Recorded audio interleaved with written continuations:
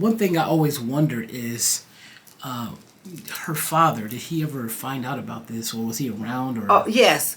Here's what's interesting. If you want to believe that God is real, Gloria was 14 years old when she passed away.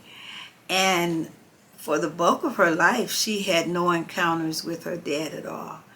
But 3 months prior to her homicide, I came home one day and she was on the phone. I said, "Who are you talking to?" And she said, "My father." And she had found him through my brother Raymond. And they talked almost every day from September to December. wow, And I remember trying to explain to her that what my relationship was with him and how I didn't want to interact, whatever. And she said, "Well, that's between you and him, but I need to be around him." So they spent those 3 months together. And when she was murdered, it was devastating to him because he didn't get all of that precious time. And I remember saying to him, "You know what, you can thank God for the 3 months because that was important to her." wow, that is a big deal. I mean, I would say that it's serendipitous. He really needed to be there, and you know how they say God orders your steps. Yeah, yep. I think that's a classic example of And that. gave her the desires of her heart because she had wanted a relationship with him.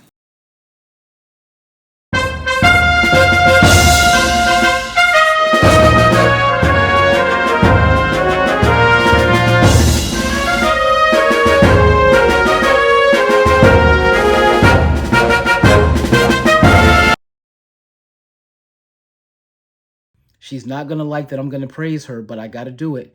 Dr. Yvonne Pointer is on the show today. Discuss It with Deante will be discussing it with Dr. Yvonne Pointer.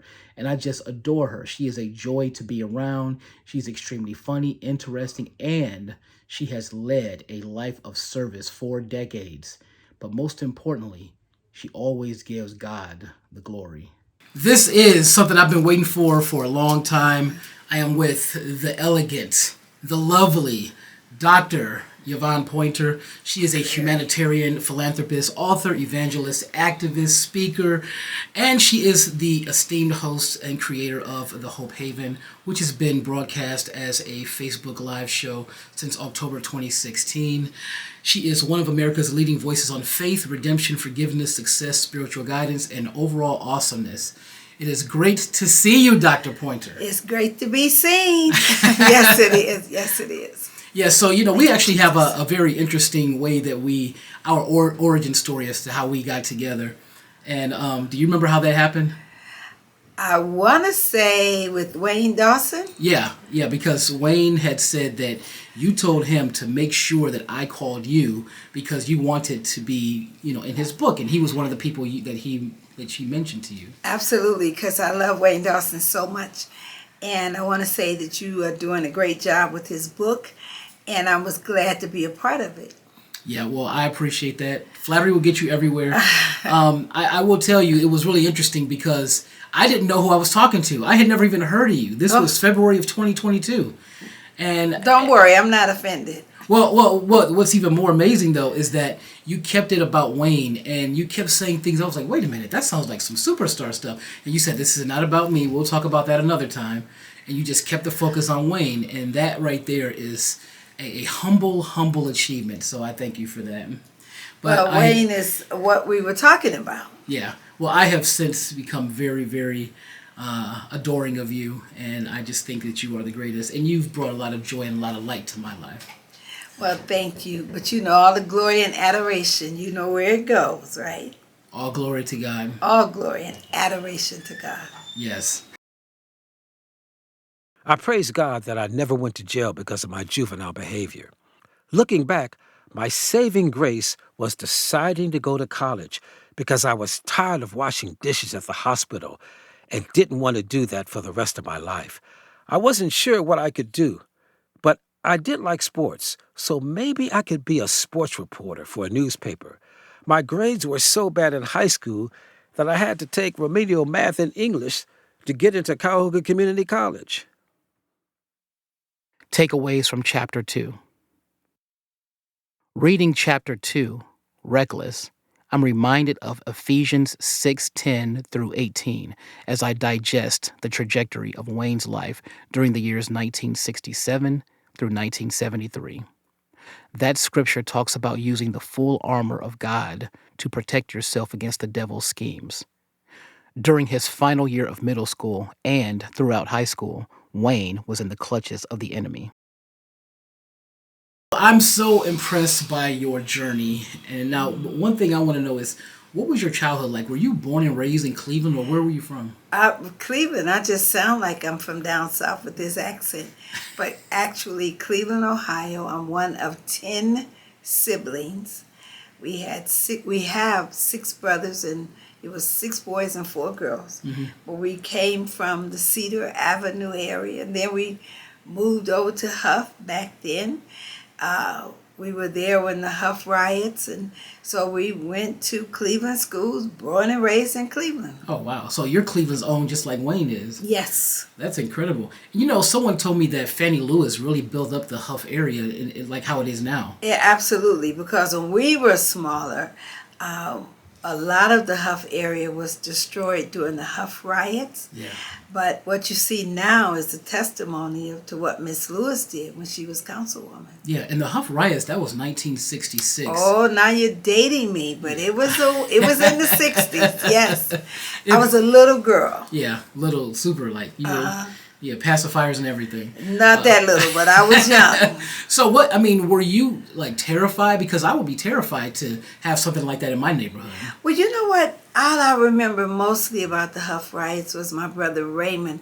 There was a ice cream store on Huff, and Raymond came home with buckets of ice cream that they had got out of the store, which was melting, by the way, Wow. because everything was burning down around it. Oh. But I do remember the National Guards, and I just remember that we weren't allowed to go outside and everything. So it was a pretty devastating time, but that's all I remember about it. Wow. What are your thoughts on you having your own book and getting to tell your story? Who gonna buy it? If anything, this book can tell people that you may have been in a weak place in your life, and it may have seemed that you can't come out of it. But I'm here to say that you can. You can come out of it. You can become stronger. Yes, if you want to become stronger, you can. Now, you might take residue with you in your strength of things that have happened in your life. But even in that, you will know that you are stronger. You will be able to say, I'm not that person I used to be. By the grace of God, I am who I am today. The civil rights movement, that took place between 1955 and 1968. What do you remember most about, especially being in the North? Well, I got to tell you, I was someone, even as a child, that really was impressed with Dr. Martin Luther King. I couldn't understand slavery. I couldn't understand a lot of the things that was going on in the South. Now, those of us that lived in the North, we didn't have the separation of water fountains and buses in the back. But I did remember following a lot of it and wondering why was it different for some people that lived in the South. Yeah, obviously I was not around for that, but I can't imagine having such limitations on just basic human rights, or at least what's supposed to be basic human rights. And I think it's to your credit that you probably didn't feel any type of bias towards white people. But a lot of black people did, even in the North. So how were you able to overcome that? Well, because we never were without. We were raised in a family where my father was there and he went to work, my mother went to work, so we didn't have a lot of the limitations that some people have. It was, even back then, it was just something special to be in the home with your father. But my father was a provider, and so there was no reason for us to have any attitudes towards anyone, because not that we were privileged, but we certainly didn't lack. And I can remember very well when I was in the 7th grade at Addison Junior High School, Martin Luther King came to our school. Wow. Yeah, I remember him being there on the stage and being in the Huff area. I think that's when Carl Stokes was running for mayor and Dr. King came. But we didn't associate it with it that much, but I did mostly through books because I love to read. Oh, wow. And you know, that coincides with Carl Stokes. He did take office in January 1st, 1968, so you're right. Yes. Oh, Wow. yes. Man, that is powerful. That's powerful. Now, when you were younger, did you have any aspirations of being anything? Like when I want to be a ballerina, I want to be a singer. Was it anything like that? Well, I can tell you without a doubt, when I was younger, my aspirations were to travel the world. Because I said, even as an avid reader as a child, I would always read about places that had different variations from where I lived. And I couldn't understand how was it that there were places in these books, but when I looked out into my community, I didn't see similarities, like the Leaning Tower of Pisa or the Great Wall of China or snow-capped mountains in Alaska. And I wanted to know, even as a child, how do I get to see these places? Now, what was unfortunate about that, most people in the communities in which I lived did not have those same aspirations. And to hear me talk about it was almost absurd to them. They were like, why are you always talking about that? You're not going to ever do any of those things. And I just couldn't believe that they were content with status quo. Yeah. Yeah, I just couldn't believe it. So my aspirations were to get outside of that community and see what was outside of the community. What was that that were on the pages of those books, and how do I get there? That was all I wanted to know. How do I get to see these places? See, that's the real beauty of books, is that books can take you everywhere. Yeah. And you're sitting in one spot, but you really can travel anywhere. Yes. And it gives you a limitless imagination. So after being a guest in the Hope Haven back in January and hearing Dr. Pointer's story, all the cool stuff about how she loves to read, how she got made fun of as a kid, and she has a natural love of people, I can't help but to feel a certain kinship to her. We are essentially the same people. I don't understand when people don't read. And I understand that people don't do it because they've always said, if you want to hide information from us, just put it in a book because we'll never find it.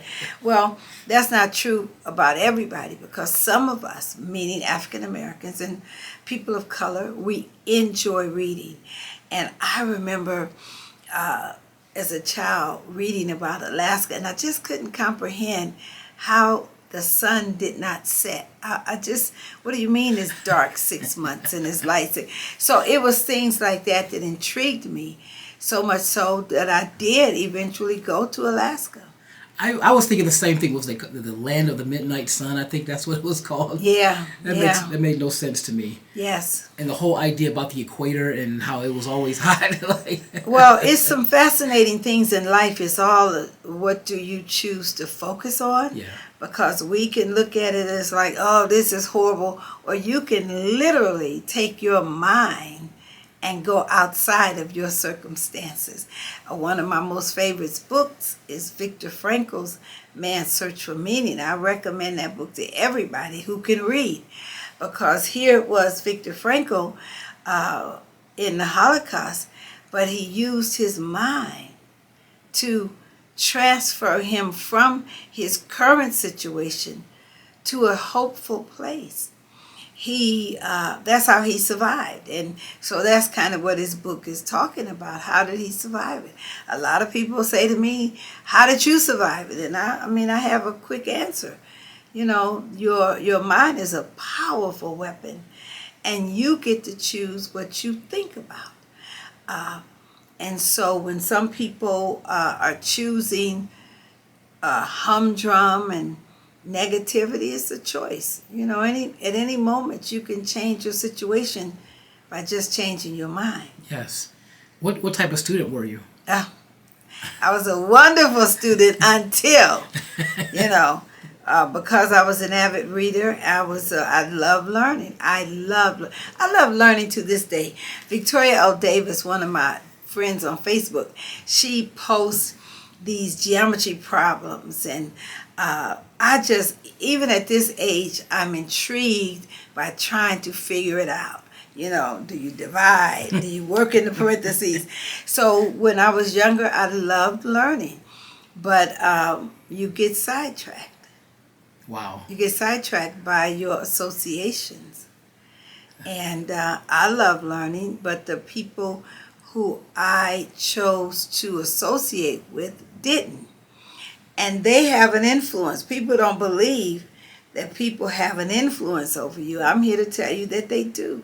Wow. Your associations bring about assimilations. So who you hang around is who you become.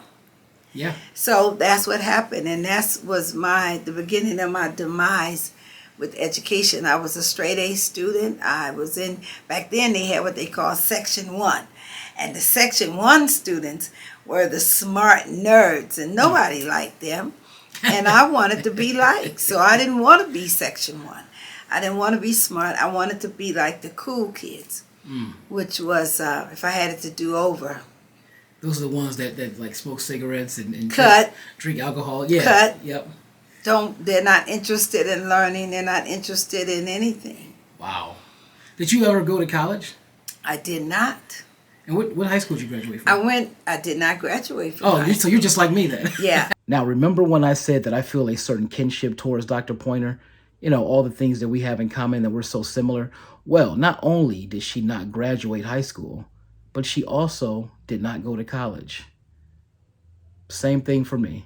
I went back then. I had a child early, and back then you did not go to school pregnant. So I graduated actually from Adult Education Center at the age of 24. Wow. I dropped out at 17. No, you didn't get dropped out. You got kicked out. And so it took me until 24 to get my high school diploma. I did, however, go to some classes at Tri-C. I went to some classes at Ashland.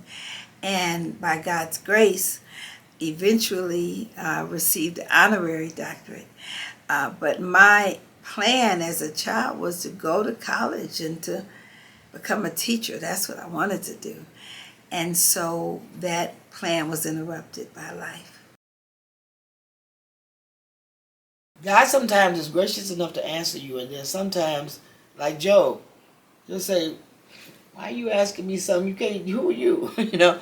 But when I saw Whitney Houston in the condition that she was in, and her sink, she had all kind of paraphernalia, drug paraphernalia, and all kind of stuff, and she was in L.A. downtown in a $100,000 mink coat trying to find some crack.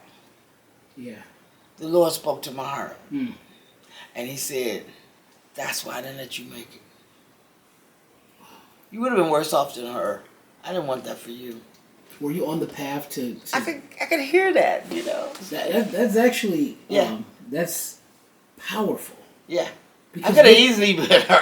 and for her to have had that calamitous of a downfall, it's devastating. We got to understand that that's who the devil attacks. Those are his targets.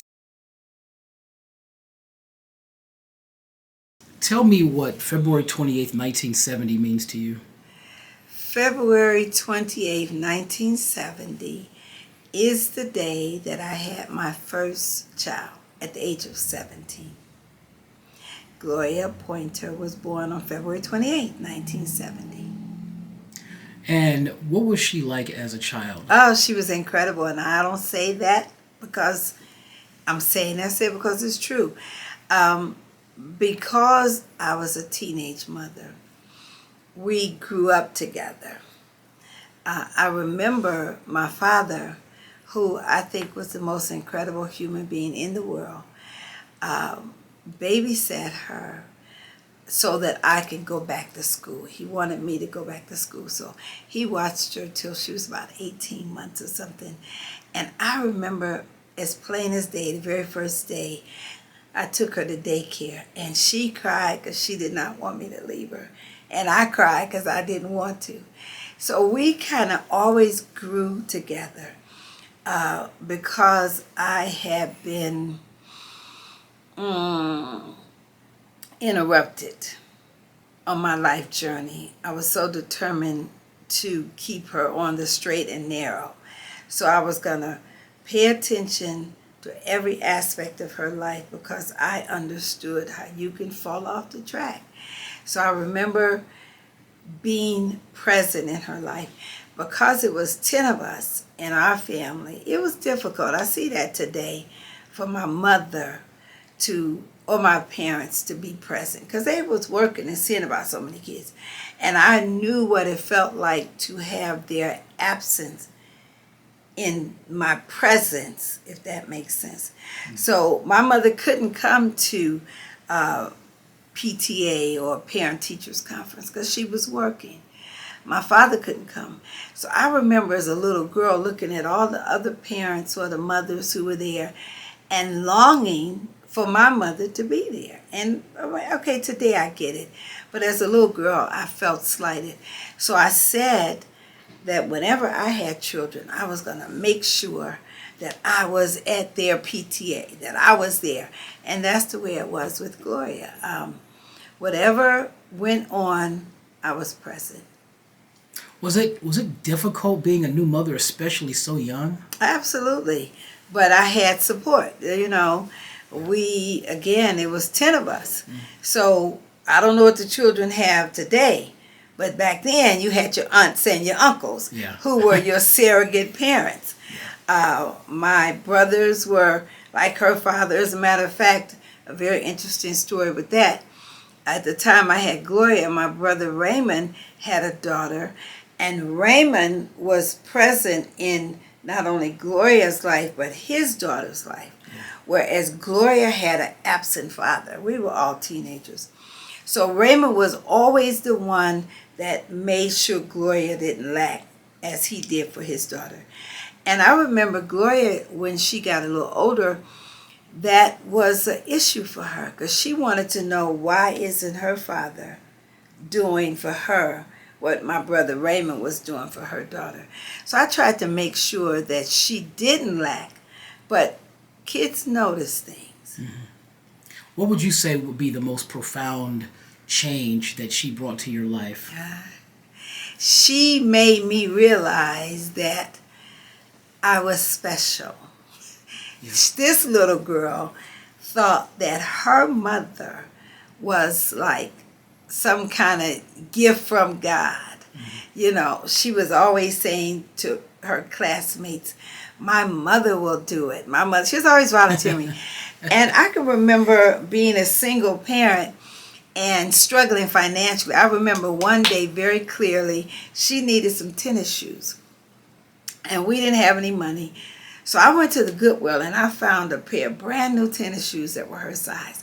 And I got back to the school in time. And I was down on the floor tying her shoes up.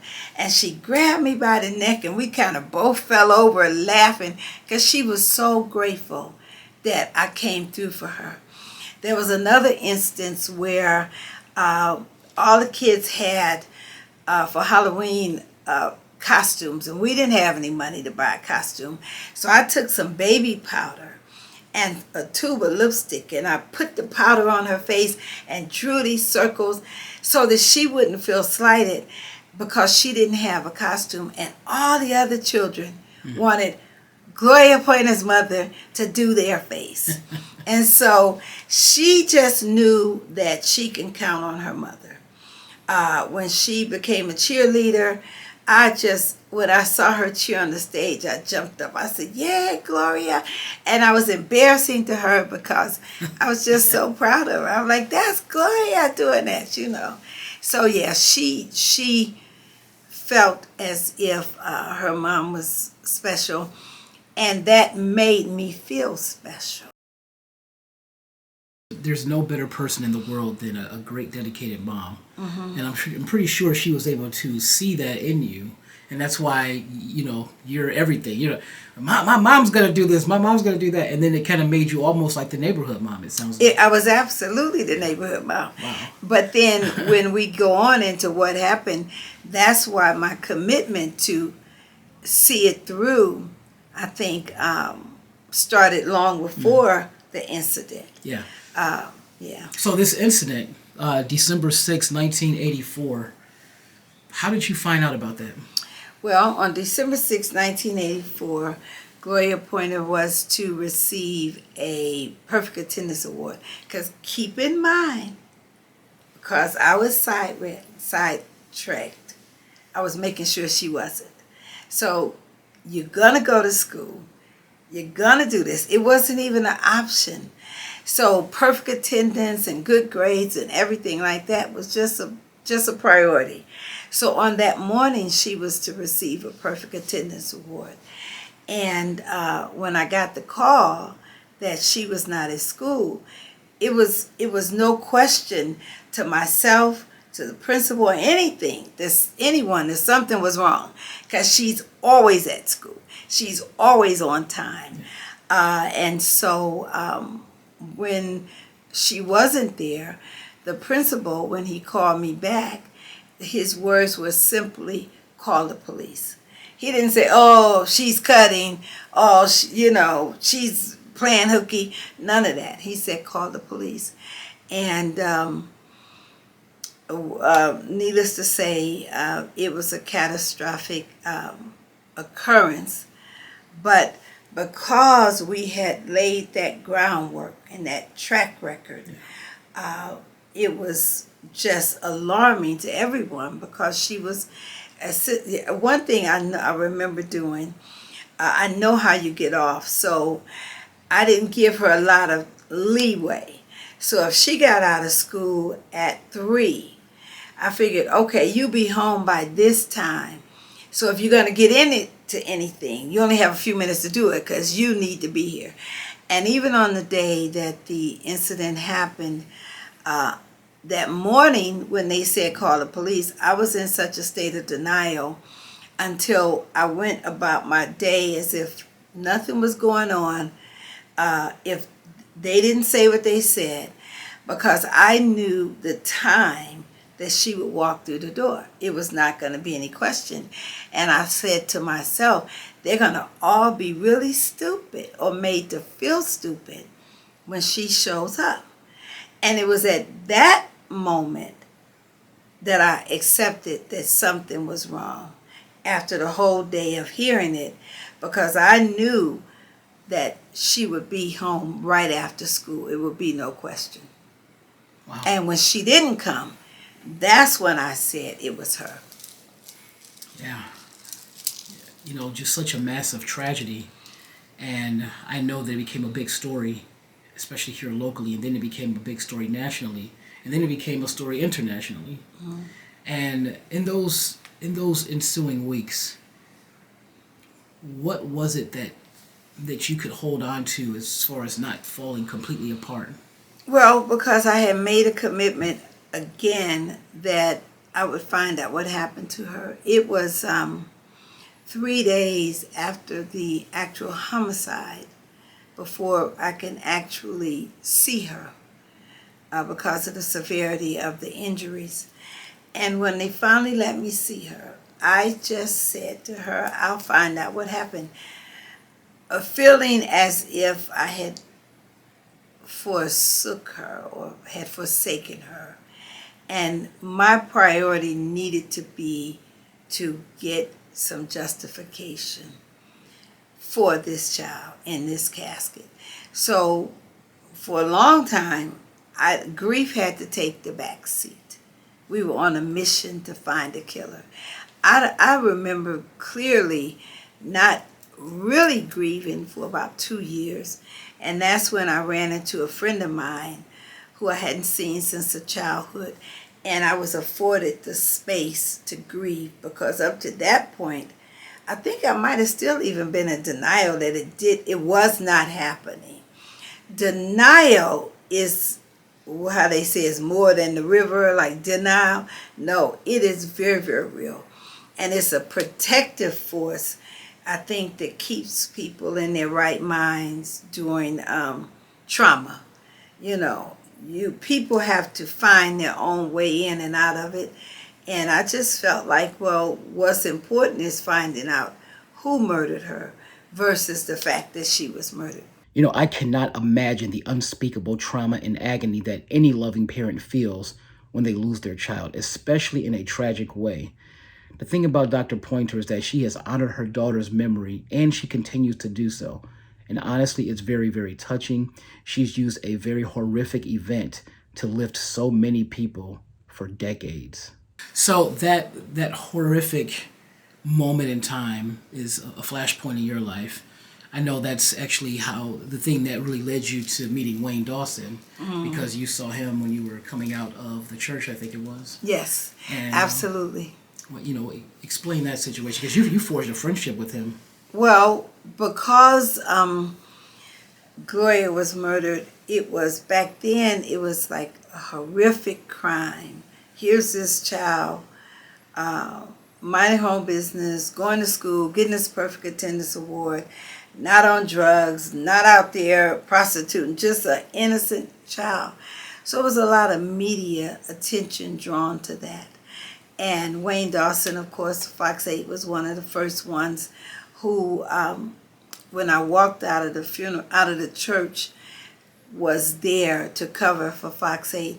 And over the years, because her case was not solved right away, I needed to make friends with the media so that I can keep her story alive. As a matter of fact, part of what we do now is a conference we're working on, and that's it, how to keep the story alive, utilizing the media, films, and books, which you're going to be a part of, and we're so grateful for that. But Wayne Dawson was one of the first ones, and over the years, I would always reach out to him, especially if we were looking for a tip or had a new lead, and he was always available. That is very powerful. One thing I always wondered is her father. Did he ever find out about this, or was he around? Or Oh, yes. Here's what's interesting. If you want to believe that God is real, Gloria was 14 years old when she passed away, and for the bulk of her life she had no encounters with her dad at all. But 3 months prior to her homicide, I came home one day and she was on the phone. I said, "Who are you talking to?" And she said, "My father." And she had found him through my brother Raymond, and they talked almost every day from September to December. wow. And I remember trying to explain to her that what my relationship was with him and how I didn't want to interact, whatever. And she said, "Well, that's between you and him, but I need to be around him."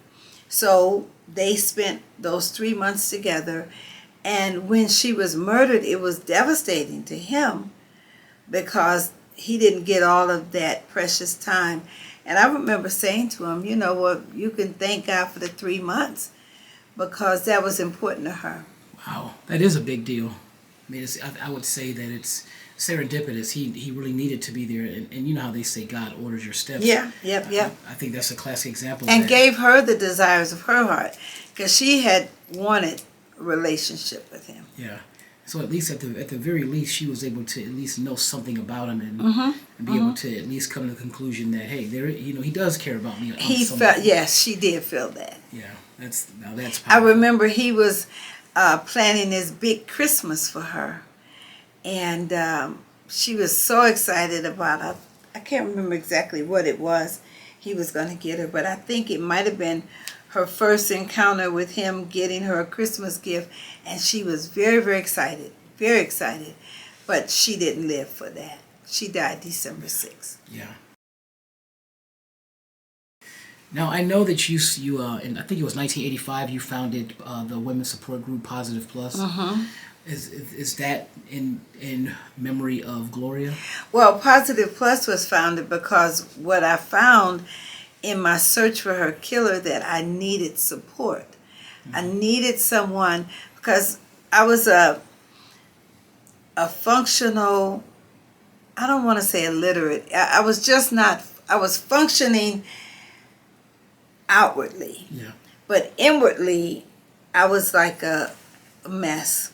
And I needed support. I needed someone who could cook dinner for me or help hold my hand. And everyone that I found that I looked to for help needed help. Now, maybe they didn't have a child murder, but maybe they were going through divorce, or maybe something was wrong. I said, wait, stop. So we found out that it was strength in unity. So we started coming together to form a circle. That's what it was. So you help me and I'll help you, and then we will help one another. So the word Positive Plus just came to me, and we started meeting in my house. And we didn't just meet to do a gripe session or a whining session, but we met to support each other in expectations for hope. So, for example, one of the young ladies in the group always wanted to be an actress, but she had children. It was all these reasons why she couldn't do it. So we started eliminating what those barriers were and replacing them with expectations of performances. And she went to film school and she started doing plays, and we would cheer her on. So we celebrated accomplishments, and today she's in all kind of films and everything. So that's what Positive Plus did, was a women's support group that lent support to those who needed a circle. Yeah, it really is an essential need in this world, to be honest. And at that point, I know you've been visiting prisons forever, like 3 decades as of right now, more than 3 decades. Yeah, more than 3. And then you had the Midnight Basketball program. All these things really made you an activist. Did that keep your mind off of the tragedy, or did it just make you feel like you found your life's purpose?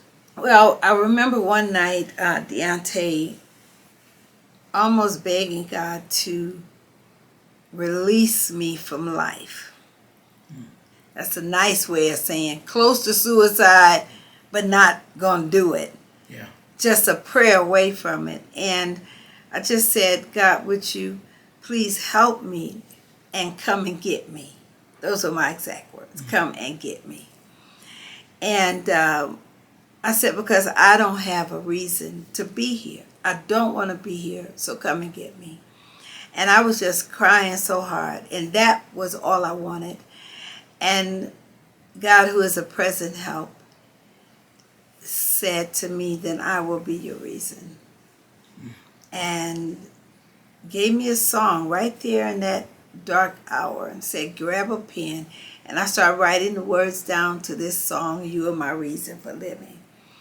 And that's when I realized the transformational power of service to others. So what saved my life was service. Service is what did it. It sounds like you adopted the Ephesians 6 through 10 and 18. You put on the full armor of God when you went through that period of time. I know you also established the Yvonne Pointer Scholarship Fund, and you actually had this phenomenal situation where you went over to Ghana, West Africa, started building a school, and I mean, it's like really astounding achievements. Like, what was the set of circumstances that led up to all of that? Well, let's go back to the service with the scholarship fund. In 1991, there was a $10,000 scholarship for the arrest of the killer of Yvonne Pointer. Well, you got to remember there was no arrest, there was no apprehension. So I approached the Cleveland Municipal School District and asked them to give me the reward fund to establish a scholarship. They said no, because that was the purpose. To make a long story short, after petitioning them for 5 years, they finally released the funds. We started the Yvonne Pointer Scholarship Fund here in Cleveland, where students who have been victimized by violence or impacted by violence can apply for that scholarship. And today it still exists.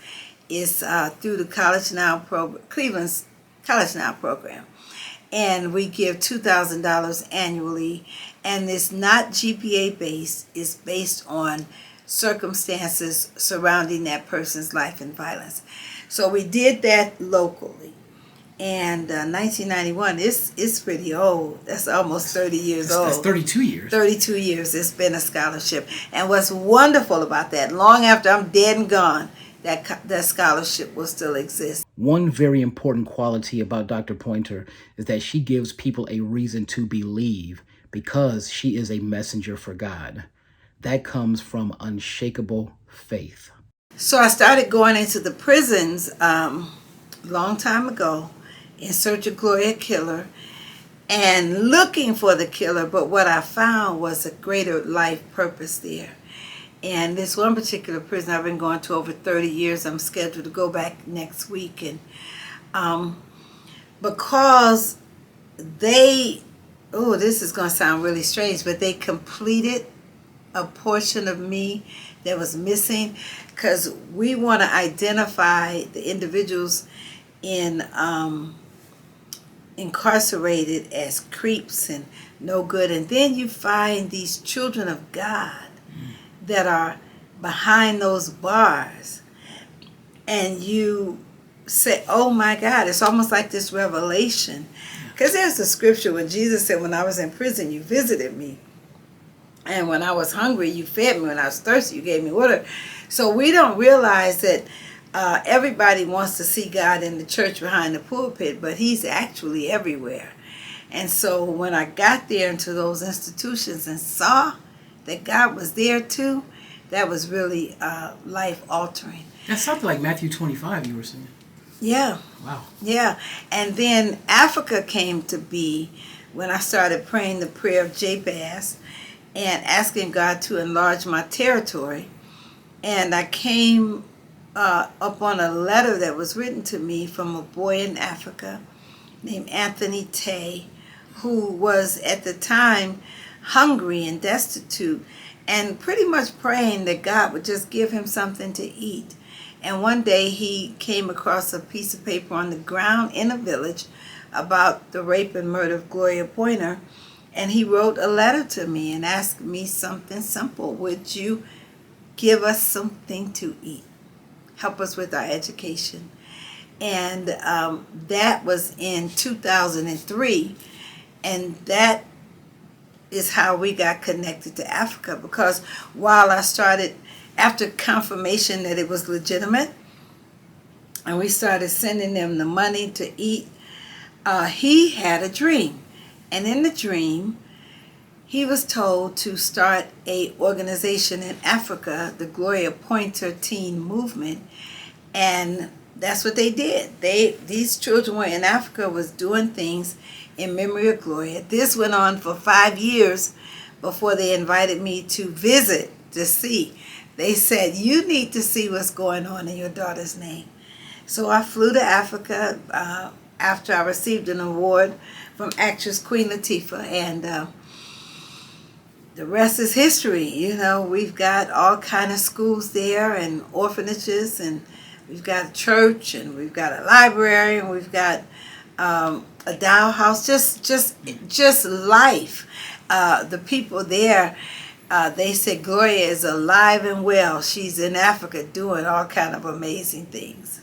And that's one of the great silver linings of any tragedy, is that especially when someone like you are as driven as you are, you can get more visibility for the problems that we have.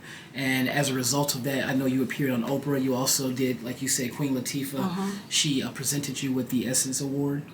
And you had all these great things. And you were even honored by, I don't know if this was related to that, but you were honored by Governor Voinovich and George W. Bush, President George W. Bush. Was that connected to all that, or? It was for the work. It was for the work where I was inducted into the Ohio Women's Hall of Fame with Governor George Voinovich, and the 908th Point of Light by the President of the United States, where they recognized 1,000 people around the country.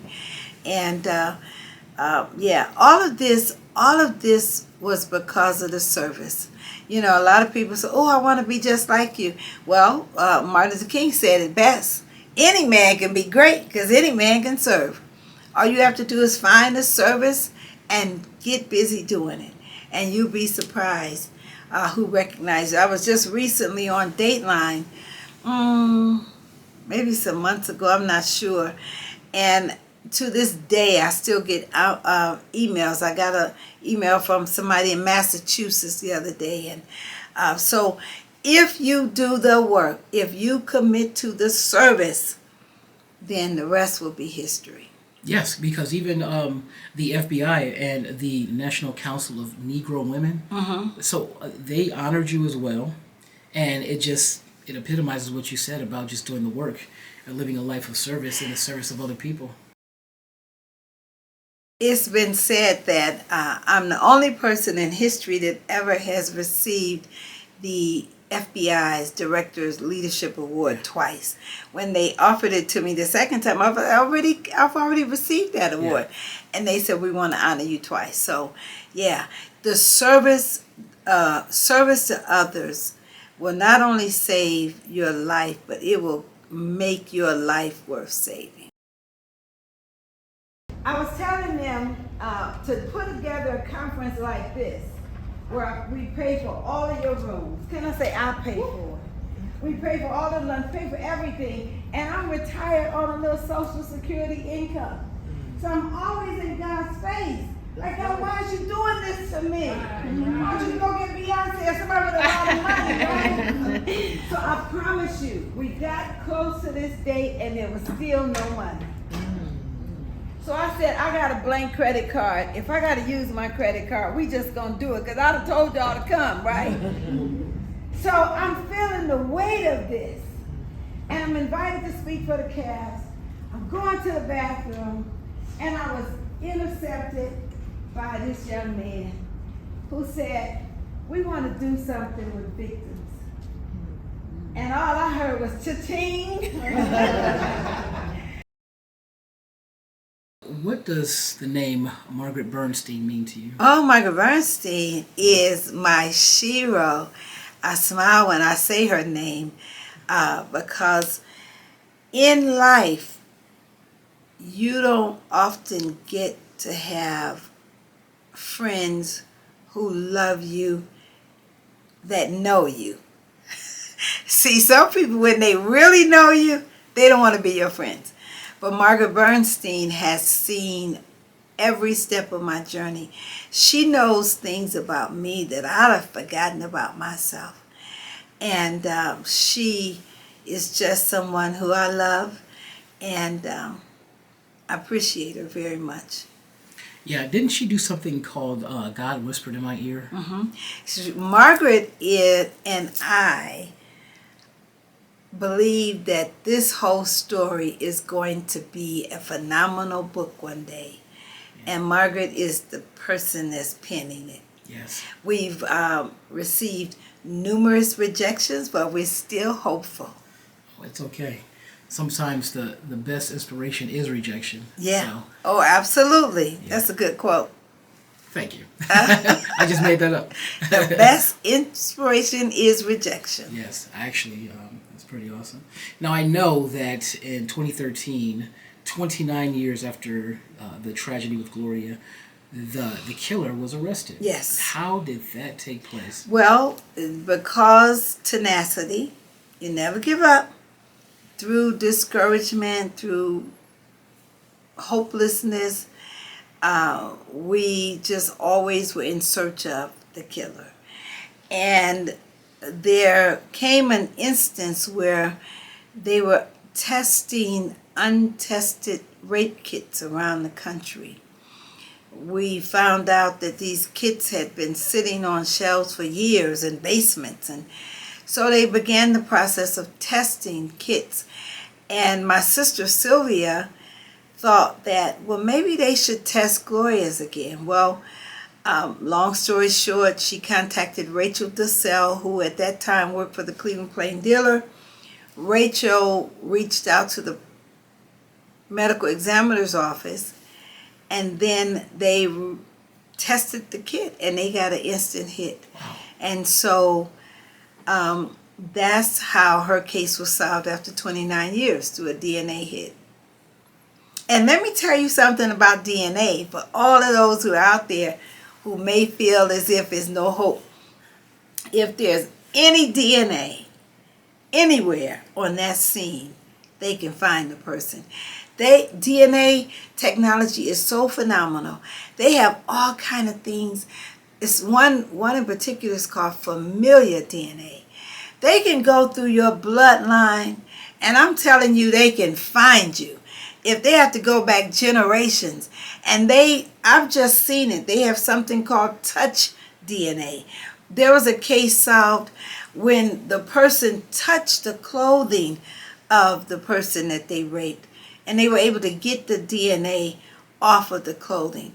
So I'm just telling you, DNA is a powerful tool when it comes to solving crime. It has to be some DNA on the scene somewhere.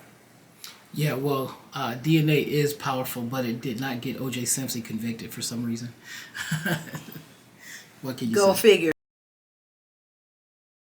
Did you confront the killer when you saw that he was apprehended? I had the opportunity to do a victim's impact statement at the trial where I reminded him about Joseph in the 50th chapter of Genesis, where Joseph was able to confront the brothers that had sold him into slavery. And you know what Joseph said to him? He said, you meant it for evil, but God meant it for good. So I got a chance to tell him about all the good that had happened, not because he murdered Gloria Pointer, but because the purpose was to do to Africa and the scholarships and everything like that. And then after that, it was still in my spirit to have further conversation with him. And I worked with the ODRC in the state of Ohio that set up an opportunity for me to literally go to death row and to meet with him one-on-one, just as we're sitting here. Actually, he and I were even closer than you are for me. And what I wanted from him was not to even ask about why did he murder Gloria, but in this crime solving station of life that I'm in, I wanted to know, would he help me save children? Because we don't understand the mindset of a person like him, that if he would work with me, then we could avoid any other child from being murdered. That was my reason for seeing him. And he could not comprehend that. He spent the whole visit crying and, really more sympathetic for himself because he doesn't want to be in prison. But we did meet, and we extended that olive branch to him. Is closure possible in a situation like this? No, because it's been almost 40 years and I still long to see her. Yeah. So when people say, well, you got closure, I'm here to tell you that doesn't exist. This guy, how long is he going to be in prison? He will not get out. Oh, that's good. And let me tell you, believe it or not, mercy and grace applies to anyone and everyone that asks for it. So I have no ill, in my heart there's no unforgiveness for that person because God can turn around and save him, So I have to just make sure I stay on the right side of God. Is that the reason why you created the Hope Haven? Well, the Hope Haven was really created, and I'm glad you asked that question, because my sister Yvonne Pointer, we call her Miss P, was going through something one day, and she said, oh, you're always so positive and so helping people. You need to do a Facebook Live. And I said, what is that? And so she told me. And one day, when my other sister came into the Hope Haven, she said, this room is so beautiful. You need to name this room something. I said, you name it. What are you talking about? It's just a room. They said, no, it's something special in this room. And so one day when I was in the bed, the thought said to me just like this, what is a haven? And it answered, it said it's a dwelling place of possibility. And that's when the Hope Haven was named the Hope Haven. the dwelling place of possibilities. So we have seen lives transformed just nightly through the broadcast. I can't say enough about the Hope Haven, which turns 7 years old in October of this year. But the Hope Haven is the ultimate fellowship vehicle for so many of us, and I'm grateful to have experienced it multiple times. It's already blessed me tremendously. Well, I'm such a fan of that show. It's going on 7 years, and I'm always so excited. I always try to imitate it. I'm just like, welcome to this place. Rabina Fleming, we love you. Welcome. I can't do it like It's you. God. It's God. It's God. It's awesome. I love it. I think it's a public service, to be honest with you. It is. And then a lot of people say it's going to be a show. We'll see. We'll see. But before we end, I need to really praise God for the new addition to my life, and that's Mr. Jerry McCreary. And how God, I think it's almost like put some icing on the cake by giving me someone who loves me the way that he does, and so I'm grateful for that. Oh, I was going to bring him up because I remember when we did the interview for Wayne's book, I remember you told me about how everything first started. You were going to get pots or something. Yeah, And then he said something about your legs. He was like, "Don't get away from me. I don't want to talk." And then he endeared himself to you. Yeah, Which is what my girlfriend did. See, I understand because what I always say about my girlfriend, I was not planning on ever having a girlfriend ever again. I just was thinking, man, I'm just gonna just hang out with random girls for the next 20 years. Oh. But then she made herself undeniable, and I think that's what Jerry did for you. So I have to give a shout out to brother Jerry, Dr. Pointer's husband, Jerry McQuarrie.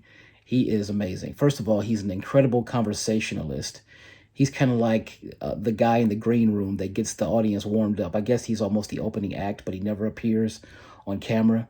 But one thing I love about him is that he's very gifted. He's down to earth. You can tell he's got those Southern values.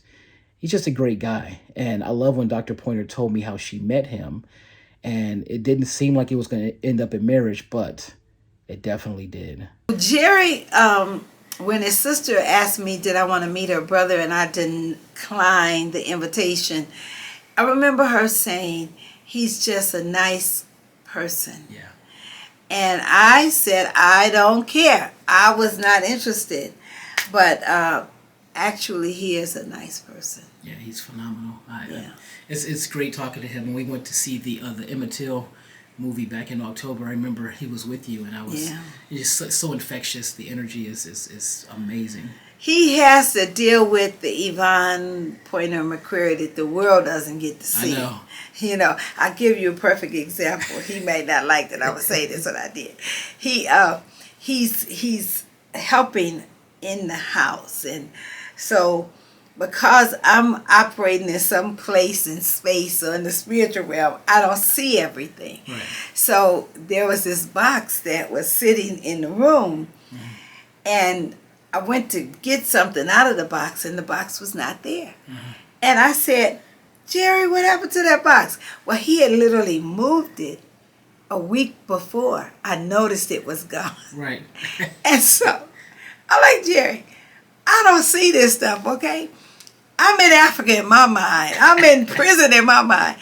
And so that's where we complement one another. He gets to see the things that I'm not paying attention to. Yeah. Well, they always say, you always have to have someone that compliments you. Yeah. Not compliment, but compliment. Yeah.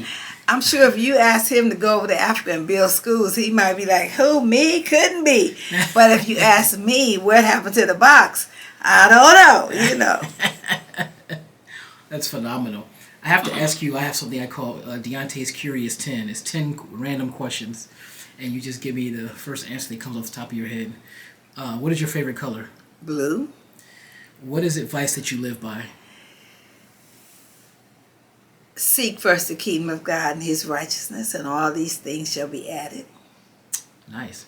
If you could be any famous person for one day, who would it be and why? Martin Luther King.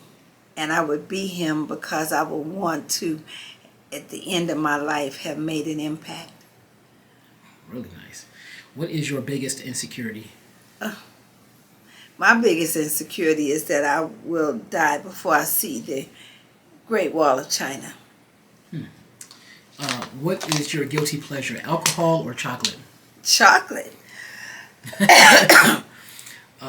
Did O.J. Simpson do it? I have no way of knowing. Should R. Kelly be given another chance? Only God knows. What is your favorite place to visit? My favorite place to visit is Australia. Ooh. Okay, mate. What is something you will regret if you never do it? If what I will regret never doing is finishing all the books on my shelves. Because you have 6, well, you actually have 6 that you've written yourself, right? Yes. Okay, that's amazing. I know you love that Prince Harry book. And what is your enduring message to the world? My enduring message to the world is never give up on hope, because hope deferred may make the heart sick, but when the desire comes, it is the tree of life. Oh man, if that was not a mic drop, I don't know what is. I want to tell you, like, first of all, you are, you talk about sheroes. You're a shero. You're a hero. If they had a new restaurant, they wouldn't call it Mr. Hero. They would call it Mr. Shero, and it would be because of you. To God be the glory. Yes, I appreciate you bringing the esteemed Stephanie Morris Nunn into my life. And there's more people to come, because you have a way, Deante, of bringing the cream to the top. Well, that means a lot to me. Thank you so much. From your lips to God's ears. And like I said, it is an honor for blessing me with your time and your greatness and your expertise. To God be the glory. Yes, to God be the glory. I could never take any credit for anything. So my closing thoughts on Dr. Pointer is that she is a beautiful person inside and out, a God-fearing evangelist with a soul built to engender change, disseminate love, and epitomize faith. All of us in her orbit are better people because of her. You ask Jerry, he'll tell you. I don't know where the box is. Good old Jerry. Where is Jerry? When we need Jerry. We need a Jerry sighting. Where's Jerry? Hello, Jerry. No, Jerry's right there. Come here, Jerry. Let's put your face on the camera. So He said, man, I ain't trying to... Hey, I'm not that's okay. You just stick your head. dressed for the camera. I'm not dressed for the camera either. Oh, wait, I'm not But on you camera. on the other side of the camera. What a handsome guy. Like it. Oh, God, help. You actually look like Usher. You look a lot like Usher. If you Hey. think about it. Maybe I need to play. That's romantic. Yes. Aww. Look at that. Now that's what did Janet Jackson say? That's the way love goes. Wow. You're a stud, man. Both of you guys are so lucky, and I'm the luckiest. Thank you.